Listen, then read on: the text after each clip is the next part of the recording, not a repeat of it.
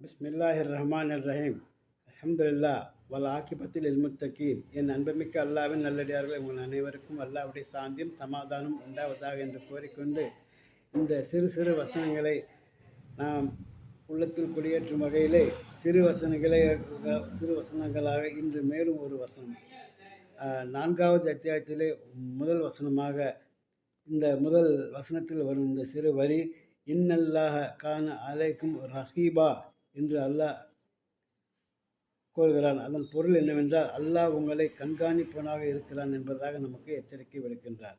நாம் செய்யும் செயல்கள் அனைத்தும் அல்லாஹ் கண்காணித்து கொண்டுதான் இருக்கிறான் என்பதை நாம் தெளிவாக புரிந்து கொள்ள வேண்டும்.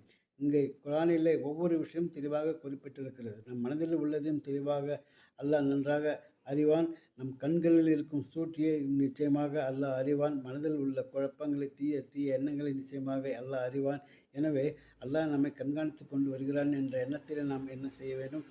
இந்த வாழ்க்கையை நடத்தி கொண்டு வர வேண்டும். அவ்வாறு செய்தோமே என்றால் வெற்றி நமக்குத்தான். எனவே தான் இந்த சிறு சிறு விஷயங்களை உங்களோடு பகிர்வதன் நோக்கம் வெற்றி பெற வேண்டும். நாம் வாழ்க்கையிலே இந்த குரானை சுமந்து கொண்டு அல்லாஹ்விடம் செல்ல வேண்டும். இந்த வாழ்க்கையிலே நாம் இந்த வசனங்களை சுமந்து கொள்வது மட்டுமல்ல, அதை நாம் என்ன செய்ய வேண்டும்? நடைமுறைப்படுத்த வேண்டும். அதை கடைபிடிக்க வேண்டும். பிறருக்கு எடுத்துக் கூற வேண்டும். அங்கே தான் நமக்கு வெற்றி இருக்கிறது. எனவே நாமும் இதை சொன்னவாறு என்ன செய்ய வேண்டும்? கடைபிடிப்போம். அதே சமயத்தில் பிறருக்கு எத்தி வைப்போம்.